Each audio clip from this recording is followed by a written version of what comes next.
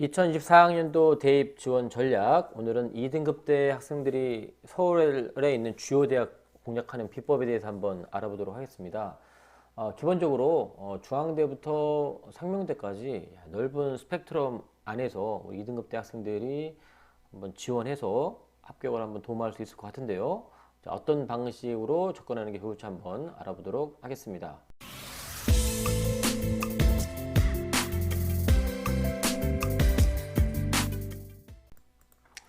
자, 이전에 이 자료를 가지고 한번 여러분 만나봤는데요. 자, 일단 우리 중앙대를 한번 보겠습니다. 자, 2등급 대학생이 중앙대를 뚫기는 솔직히 현실적으로 쉽지는 않습니다.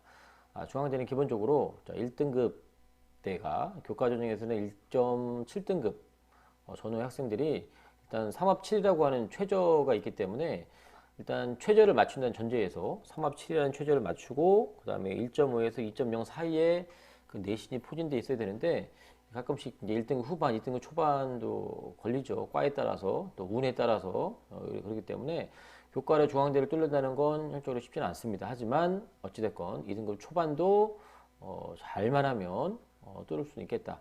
그런데 다빈치와 탐구형 우리 종합전형이 두 개가 있는데 올해는 CAU 융합형, 그 다음에 이렇게 CAU 탐구형 이렇게 바뀌긴 하는데 어찌됐건 2등급 안쪽인데 이 중앙대 이런 대학만 하더라도 특목고 학생들, 자사고 학생들이 많이 오다 보니까 순수하게 이 숫자만을 우리가 액면 그대로 믿기 어렵죠. 특히나 이 4등급 대 이런 학생 같은 경우는 우리 학생들이 가장 많이 하는 그 실수가 뭐냐면 4등급짜리가 중앙대를 붙었다. 나는 3등급이니 한번 해볼 만하다. 야, 이런 접근은 안 했으면 좋겠고, 그 다음에 종합전형을 쓰면서 우리가 내신을 언급한다는 게 되게 좀 불편하죠. 내신을 안 보는 건 아니지만 내신이 몇 등급이기 때문에 뭐 지원 가능하다 이런 얘기를 하기 쉽지는 않은데, 아무튼 지원 풀 어떤 레인지 영역을 좀 우리가 본다 그러면 기본적으로 자 그 교과 전형 한번 비교해 보면 자 평균만 놓고 볼까요? 1.6등급 대 평균이 나왔는데 교과 전형은, 그런데 다빈치 전형은 2.2등급 대, 탐구형은 뭐 약간 차이가 있긴 하지만 2.5나 아무튼 2등 후반대가 이렇게 나오죠. 그런데 이렇게 놓고 보면 교과 전형보다 약간 제가 항상 말했지만 0.5등급, 많게는 1등급 정도 차이가 나는데 그 안에서 등급이 떨어지기 때문에 자, 교과를 쓸 수 없기 때문에 종합으로 접근하는 건 이건 정말로 하수입니다. 하수. 붙을 리가 없는 거고요. 자, 거꾸로 자, 중앙대를 교과로 쓰려고 최저까지 다 맞춰놨는데 뭐가 됐든 내가 지원하고자 하는 학과에 뭔가 좀 불안한 요소가 있다. 그러면 이런 학생들은 이 시점에서 나의 부족한 내신을 올리는 거에만 집중할 게 아니라 자, 서류적인 부분을 좀 더 보완하는 전략을 써야 되는 게 맞을 것 같습니다.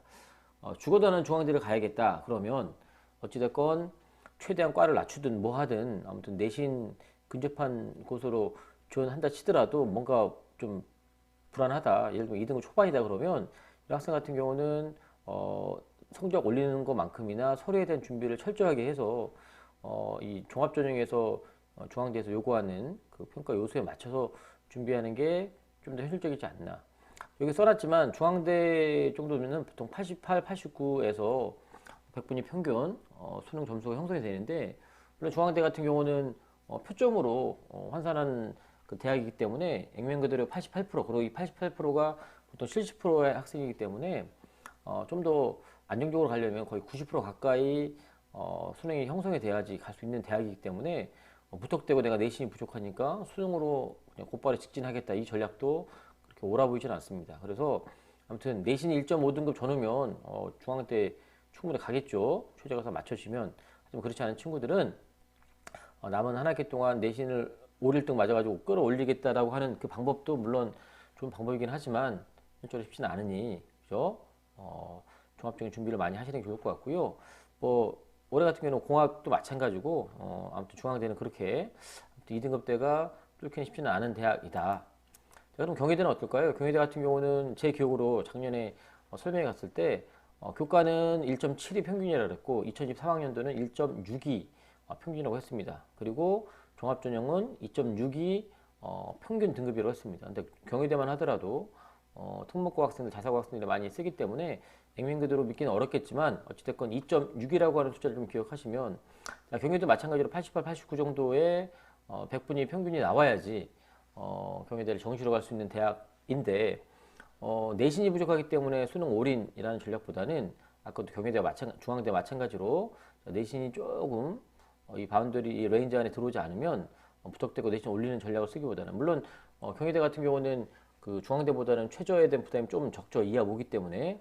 하지만 중앙대나 경희대 마찬가지로 올해 바뀐 평가 요소 학업 역량, 진로 역량, 공동체 역량이라고 하는 그 범위 안에서 그 대학에서 원하는 요구 사항들을 충족하기 위해서 좀 노력하면 어떨까. 그래서 2등급 때 한 2.5등급 전후 학생들이 무턱대고 1등급 후반으로 성적을 끌어올리려고 하는 그 시도도 중요하지만 그와 동시에 그러니까 둘 중에 하나를 선택하려고 하지 말고 그런 학생들은 같이 서로에 대한 준비. 어차피 수업 시간에 여러분 진로 선택 과목 중심으로 해서 그 진로 선택 과목에 맞춰서 여러분들이 열심히 서류를 준비하면 생활기록부에 대한 서류를 준비하면 특히나 채택에 대한 준비를 열심히 한다면 좀 더 노골적으로 말하면 탐구 역량, 그죠? 여러분들의 진로에 대해서 정말로 고민해보고 그것들을 심화할 수 있는 어떤 노력들을 한번 해보면 그것도 좋은 기회가 되지 않을까. 아무튼 현실적으로 2등급 학생들이 쉽게 접근하기는 쉽지는 않은데 교과보다는 종합전형으로 그런 준비를 좀 해야 된다.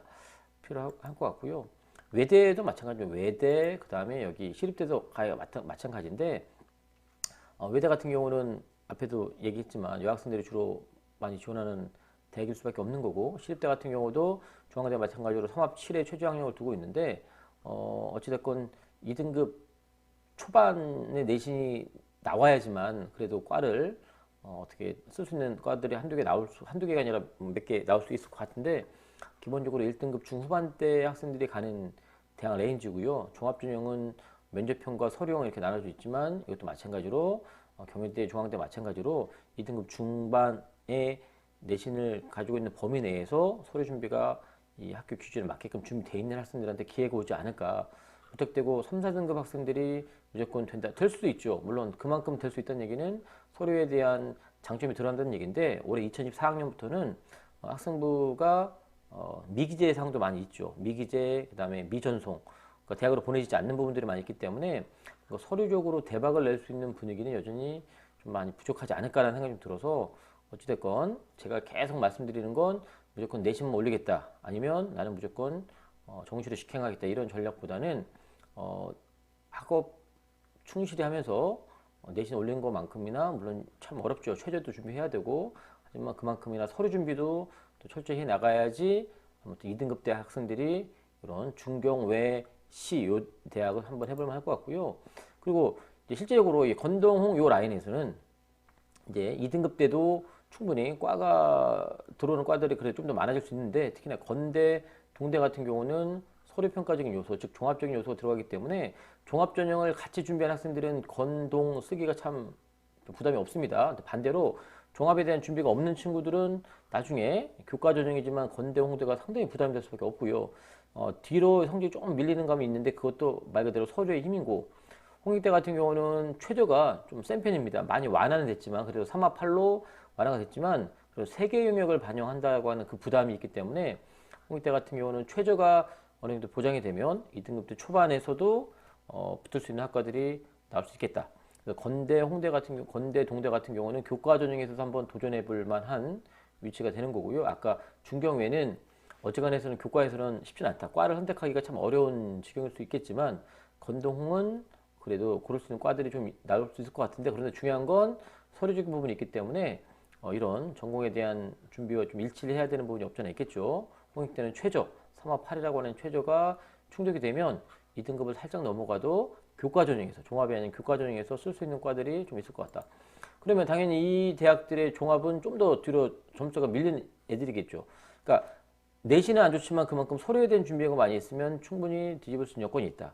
근데 여러분들 제가 누누이 강조하지만 내신이 안 좋으니까 종합을 쓴다 이런 전략으로 접근하면 망합니다. 내신이 안 좋았기 때문에 나는 반대급부로 서류에 대한 준비를 좀 더 충실히 하다 보니 종합전형에서 낮은 성적에도 불구하고 뒤집을 수 있는 개연성이 있는 거지 하나도 준비하고 있지 않다가 나중에 원서 쓸 때 여기 보니까 점수가 효과보다 많이 낮네 그러니까 써야지 이런 친구들 100% 망합니다. 그러니까 지금부터 준비하시라고 이게 전략이고 비법입니다. 그래서 이런 식의 준비를 좀 하시고요. 홍익대 같은 경우는 종합전형인데도 최저가 있습니다. 그래서 최저가 맞춰진 상태에서 아까 교과 전형보다 좀 더 성적이 밀린 학생들인데 종합전형에서 난 성적이 더 안 좋으니까 종합 쓸 게가 아니라 같은 맥락으로 서류를 좀 준비하면. 그래서 큰 틀에 놓고 보면 홍익대의 종합이나 그 다음에 건대, 동국대의 이 교과 전형은 종합적인 요소가 들어가고요. 그러니까 건동홍 라인 쓰는 학생들 1등급 후반, 2등급 초반 학생들 같은 경우는 뭔가 이렇게 선택을 하나만 하지 않았으면 좋겠습니다. 나는 교과만 쓸 거야. 나는 종합만 쓸 거야. 또 나는 정시만.